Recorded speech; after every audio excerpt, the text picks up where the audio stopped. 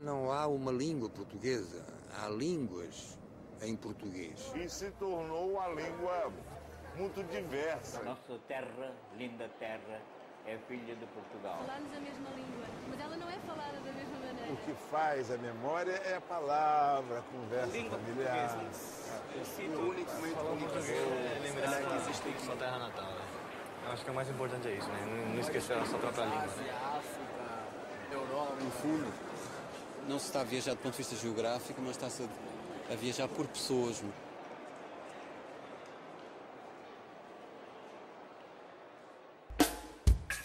Gosto de sentir a minha língua roçar a língua de Luiz de Camões. Gosto de ser e de estar. E quero me dedicar a criar confusões de prosódias e uma profusão de paródias que encurtem dores e furtem cores como camaleões. Gosto do pessoa na pessoa, da rosa no rosa. E sei que a poesia está para a prosa, assim como o amor está para a amizade. E quem há de negar que esta lhe é superior? E quem há de negar que esta lhe é superior? E deixa os portugais morrerem a língua. Minha pátria é minha língua, fala mangueira. Torturate Sambódromo, dos América Latina. Olá, o programa de hoje irá abordar sobre o tema variação diatópica ou regional. A palavra diatópica descende da etimologia grega dia mais topos, que significa através de lugar. A variação diatópica pode ocorrer por diversos meios que estão correlacionados, sendo eles em meios físicos ou digitais. O principal deles é o espaço geográfico, este que é de grande importância e é o fator predominante para que haja a variação diatópica. No espaço geográfico, iremos ter a divisão de indivíduos em determinado continente ou regionalidade. Neste caso, apresentamos a imagem do mapa do Brasil, onde cada cor relaciona a uma região diferente, Nordeste, Centro-Oeste, Sul, Sudeste e Norte do país.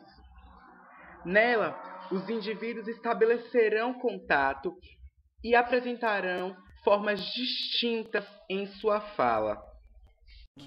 O mapa dos falares. Pai é pai, mãe é mãe, ninguém melhor do que ninguém. Ao seu voo patativo, deixa o choroso o Nordeste. Canta um amargor de canha. Se a língua é um elemento constitutivo da identidade, ridicularizar a língua que alguém fala é atacar a identidade do sujeito. Filha, ficou para nós e para ti, cartão postal do poeta e dos bons ventos daqui.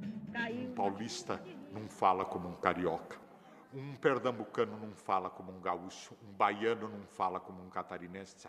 Eu estou fazendo grosseiramente por estados. Não é assim que é o recorte dialetal no Brasil. A vida moderna está possibilitando as pessoas pensarem mais em si e ficarem mais tempo sozinhos. Então, meu pai trabalhava além. A variação diante do espaço geográfico, iremos demonstrar outro item que está correlacionado: a faixa etária.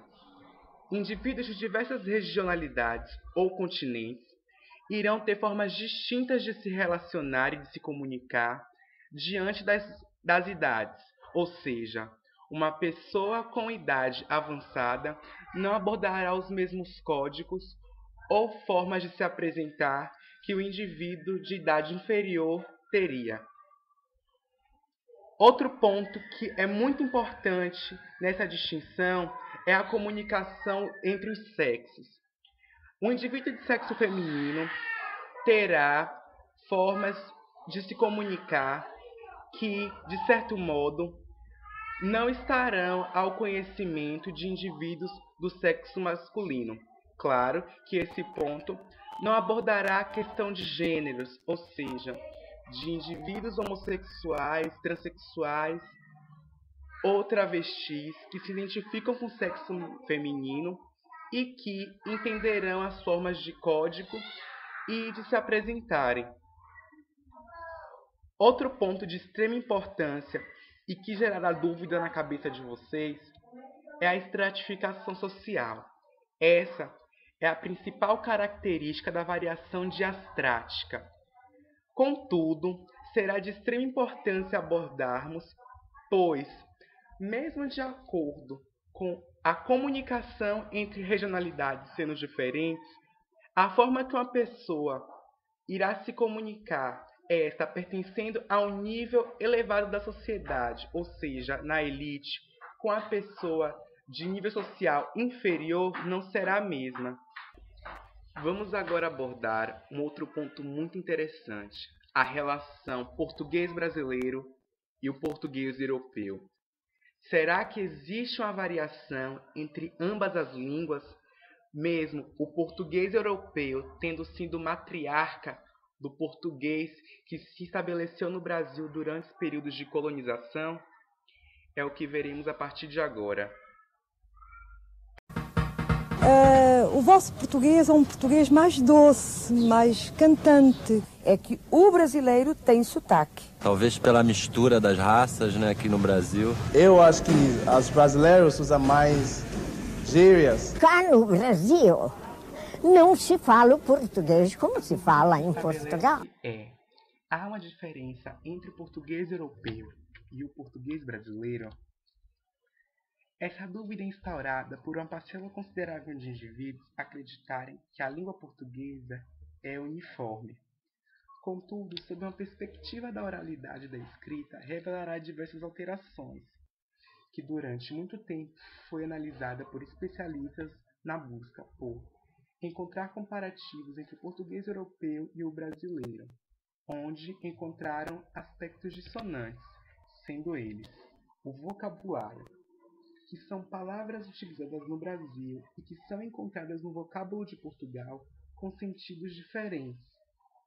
E ainda há casos de diferentes denominações para o mesmo objeto, como acontece com o celular, que em Portugal é chamado de telemóvel.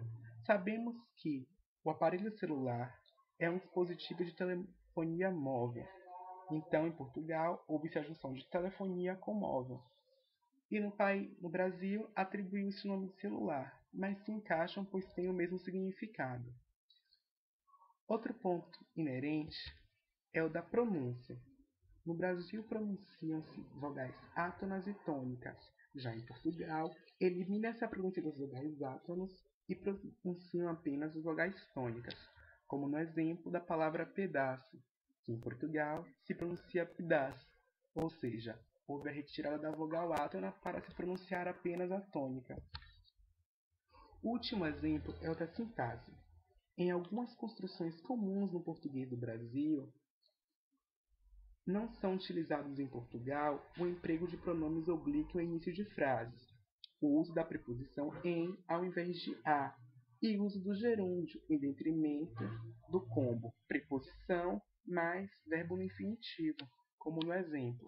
No Brasil, dizemos, me dá um presente, e em Portugal, dá-me um presente.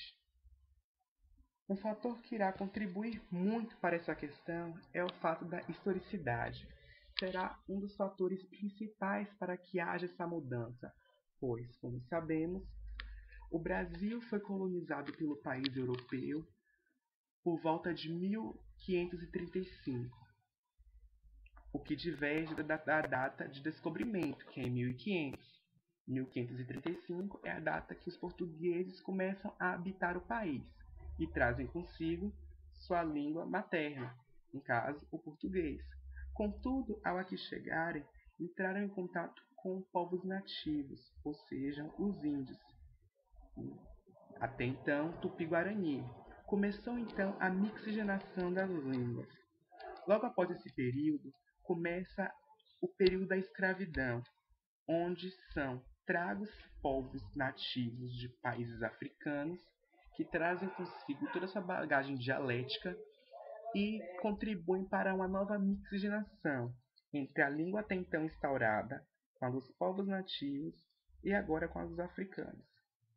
Com a abolição da escravatura e a chegada dos imigrantes ao país, ocorre uma nova difusão de dialetos, o que conferirá um dinamismo ao português do Brasil em relação ao português de Portugal. Enfatizaremos então que Portugal gerou um filho maior que o pai. Agora, no fator da representatividade, encontraremos a priori a criação da identidade nacional. Como vimos anteriormente, após a chegada dos imigrantes no país, houve uma miscigenação da língua e foi atribuído uma autonomia ao português do Brasil. Essa identidade nacional se teve principalmente através da literatura brasileira, de clássicos como Iracema, Memórias Póstumas de Brás Cubas, entre outros. Desse aspecto, e já na difusão do que já tinha sido difundido pelos bandeirantes durante todo o território brasileiro, começou-se então uma estereotipação de aspectos linguísticos, ou seja, a partir de agora eu consigo identificar a região em que o indivíduo pertence através de sua fala, que acontece muito com os nordestinos, que têm a fala um pouco mais carregadas em relação a alguns outros pontos do país. Isso também acontecerá em cidades como o Rio Grande do Sul, onde os povos nativos daquele estado têm um vocabulário que diverge de outros pontos do país. A atribuição de nomenclaturas a diferentes palavras e costumes se tem muito a isso e faz lembrar a relação que havia entre o vocábulo de Portugal, onde nomenclaturas diferentes eram atribuídas ao mesmo objeto, à mesma coisa. E isso você vai se ter muito através de brincadeiras, como pega-bandeira, pique-bandeira, etc. Ou nas brincadeiras de queimada, e que no nordeste do país é muito considerada como baliô. Há também a denominação das pessoas, de indivíduos. A palavra menino, por exemplo, virará pivete na Bahia, piá no Rio Grande do Sul, guri também no Rio Grande do Sul, moleque em São Paulo, e em várias outras localidades terão outras atribuições. Isso principalmente formará a mente das crianças. Não é por acaso que colocamos o nome de brincadeiras, porque é o primeiro contato que teremos com as variantes linguísticas. É importante enfatizar aqui que as crianças são as que mais sofrem nesse processo de adaptação.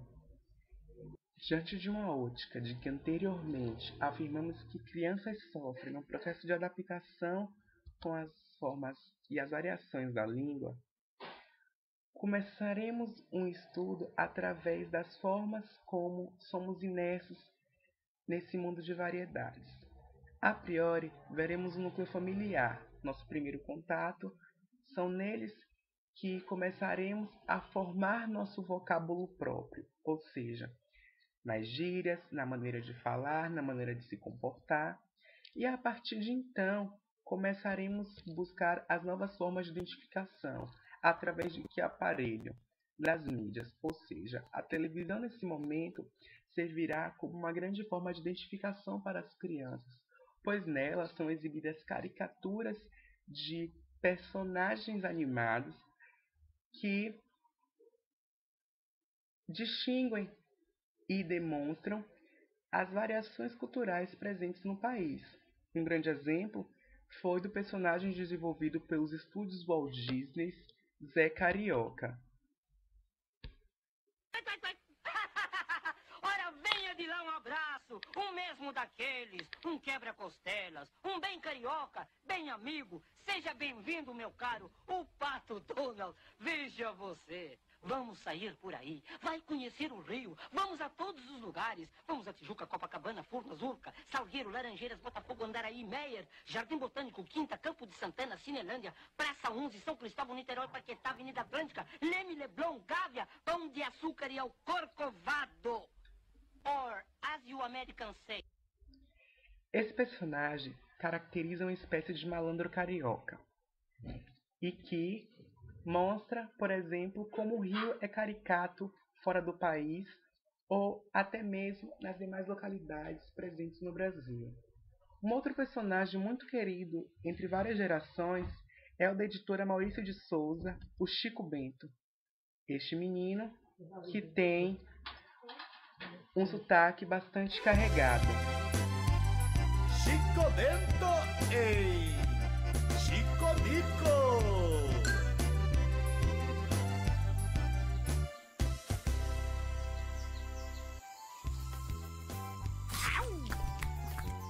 Que bom!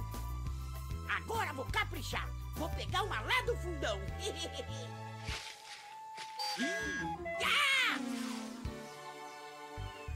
Um lobisomem! Ah, que coisa, sou! Não é um lobisomem, é só um macaquinho. Como é que você veio para aqui? Por um acaso fugiu do circo, é? Ora, quem é que tá leriando no meu pomar? Credo, inclui o Iolau! E vem de espingar de tudo! Eu posso tomar os tirinhos de sar. Mas você não, você tem extinção.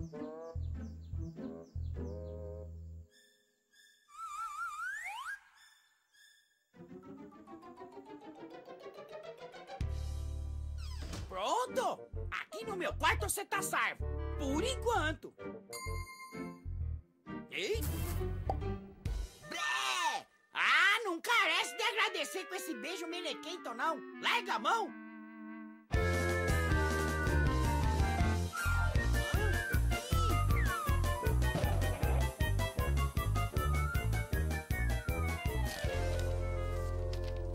Larga, joga minhas coisas de escola. Tudo certo com você, filho? Claro, mãe! Você não esqueceu que hoje tem exame final na escola, né? Não, mas bem que eu queria esquecer. Bom, filho, é melhor você ir se aprontando que já já o almoço tá na mesa. Tá bom, tô indo. Eita! Ixi! Após esse trecho, onde vocês viram um pouco do diálogo entre o garoto Chico Bento e o meio em que ele está imerso, junto com seu sotaque carregado, mostrando as características de um garoto de interior e o tipo de dialeto em que são usados, veremos o contato com o conhecimento escolar. Nesse momento, as crianças começarão a ter as primeiras quebras e o respeito por outras variações linguísticas. Elas saem da zona em que vivem e começam a conhecer novas formas. Esse fator contribui muito para que não haja o preconceito com demais formas de identificações de acordo com as regionalidades.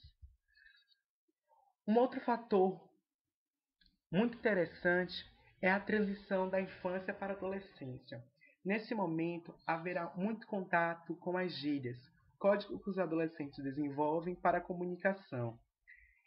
E, nesse momento, surgirá então a relação com os meios de comunicação, onde atualmente tem o desenvolvimento do internetês, ou seja, das abreviações em redes sociais, onde adolescentes e jovens adultos se comunicam como forma de expressar um sentimento ou palavra de maneira mais rápida. Vale lembrar também que a transição para a fase adulta torna-se complicado por a sociedade exigir que um adulto já seja falante da norma culta da língua portuguesa e saiba usar em diferentes momentos de sua fala. Ou seja, desenvolve uma maneira estilística, que é uma realidade a que os falantes não podem escapar. O desempenho dos falantes em situações de diferentes graus de formalidades, onde permite uma observação de diferenças na correspondência a diferentes graus de elocução. Justamente, como acabamos de falar, é essa relação com o meio inerente. Você vai se comportar e vai ter sua fala originada de acordo com o ambiente que você está. Por exemplo, a fala de um juiz em seu setor de trabalho não será a mesma se ele estiver num bar com um grupo de amigos. Haverá suas variações.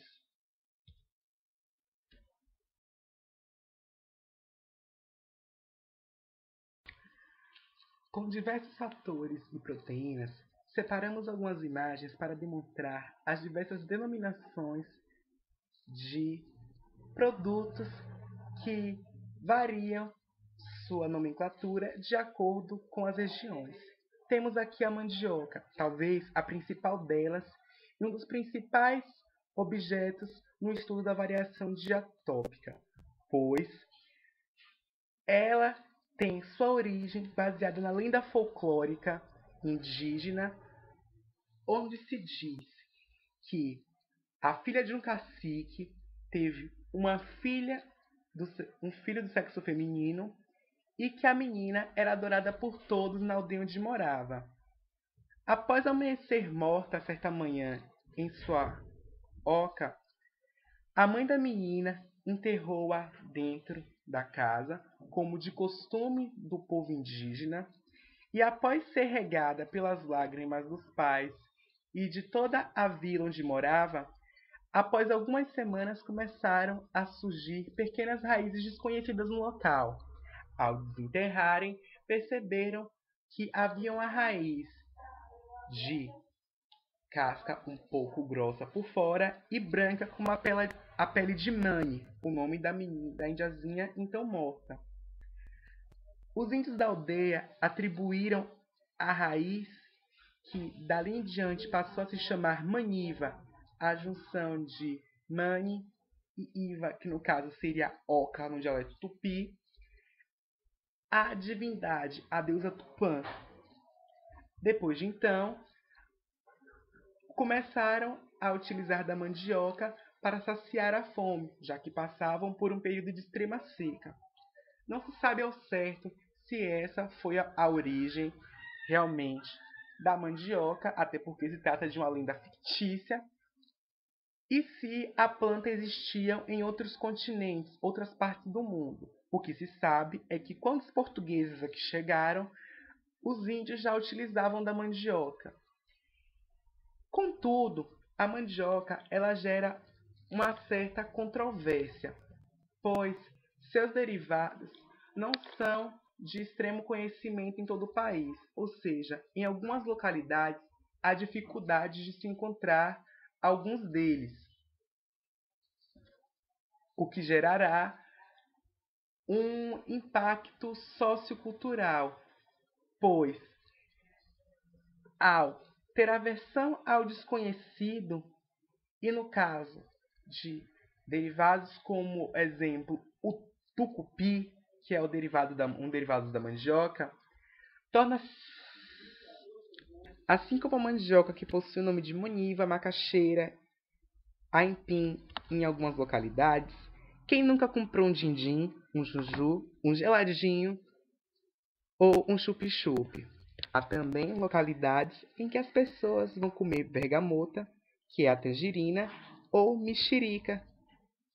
Então, apoie seus sabores e experimente novas formas de se comer frutas ou alimentos que têm uma diversidade de nomenclaturas como propriedade. Outro fator muito interessante na questão gastronômica é a dificuldade na disposição de alguns ingredientes. Um exemplo disso é o tucupi, que é um derivado da mandioca, macaxeira, maniva, aipim, é de fácil acesso no norte do país, seu local de origem, onde é um ingrediente bastante utilizado no preparo de peixes e de frango. Seu acesso nas demais regiões do país é com extrema dificuldade, apenas encontrando em mercados municipais, o que às vezes, pela pouca variação de indivíduos de outras regionalidades, tornam o produto com um preço que não seja acessível a todas as classes da sociedade. Isso gera um problema tanto econômico quanto sociocultural, pois gerará uma aversão ao estrangeiro, tornando o ingrediente, no caso tucupi, sinônimo de luxuosidade, sendo utilizado apenas em pratos de restaurante utilizados, onde o valor não é acessível para todos os indivíduos da população. Recentemente, um programa exibido pela Rede Bandeirantes de televisão, onde aspirantes à gastronomia cozinham pratos no intuito de o campeão ser o melhor entre todos, estabeleceu em uma de suas provas que fossem cozinhados pratos onde os ingredientes principais teriam que ser derivados da mandioca. Apesar de seus aspirantes terem de diversas regionalidades do país, houve um momento de desconforto pela falta de conhecimento de algumas propriedades e derivados da mandioca, macaxeira, maniva, aipim e etc. Essa falta de conhecimento prejudicou na qualidade dos pratos e refletiu num momento de desconcentração de todos os candidatos do programa.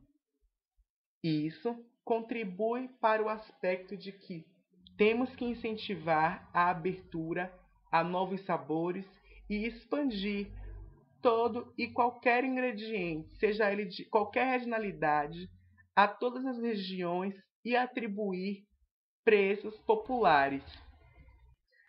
No intuito de incentivar a abertura ao novo, começo a observar juntamente com você que está me assistindo ao fato de que indivíduos, no caso turistas, ao chegarem em outras regiões, têm um pouco de aversão a experimentar pratos, ou que levam à caricatura de que apenas indivíduos daquela região podem fazer tais pratos gastronômicos.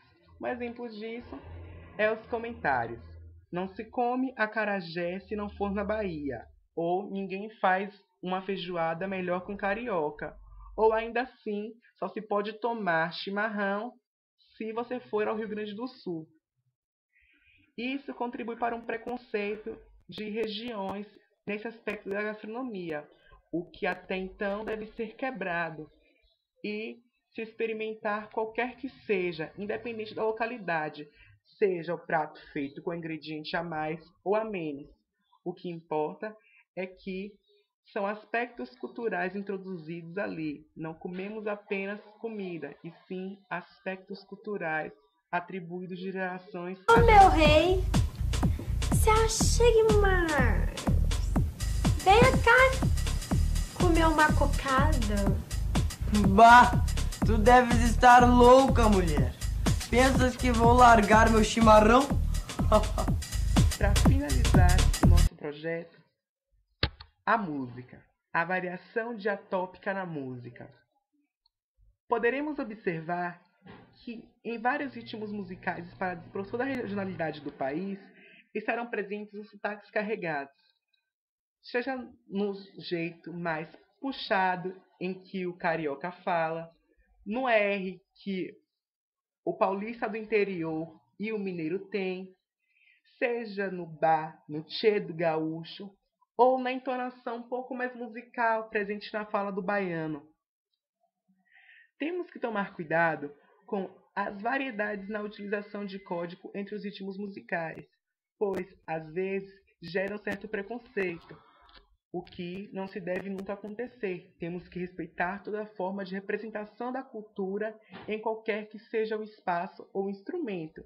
Nesse caso, na música, observaremos, por exemplo, que no axé encontraremos aspectos como código massa, que significa legal ou bom.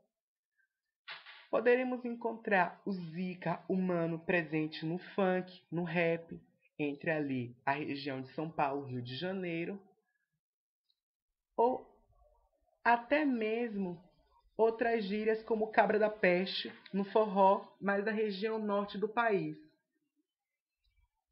Essas variações estarão relacionadas também ao público-alvo, pois não existem só gírias relacionadas a um único grupo pertencente na sociedade, e sim a vários. Então, teremos o público adulto, um público mais jovem, um público mais infantil, e todos esses códigos terão que estar atribuídos para que seja de fácil entendimento desses grupos. Há também o preconceito entre os ritmos. O axé é melhor que o pagode, que é melhor que o funk, que é melhor do que o samba, que é melhor que o MPB, que é melhor do que o forró. Isso não existe. Todos os ritmos terão que ser conhecidos igualmente. Todos têm seus espaços. Claro, uns com mais ouvintes do que o outro. Esse tipo de discurso é enfatizado por uma elite dominadora que reproduz um discurso opressivo, distinguindo apenas uns ritmos como culturais, abolindo como todos os outros como aculturais, ou seja, que não pertencem a nenhum tipo de cultura. Esses que acabam sendo por muitas vezes marginalizados e atribuídos à classe inferior da população.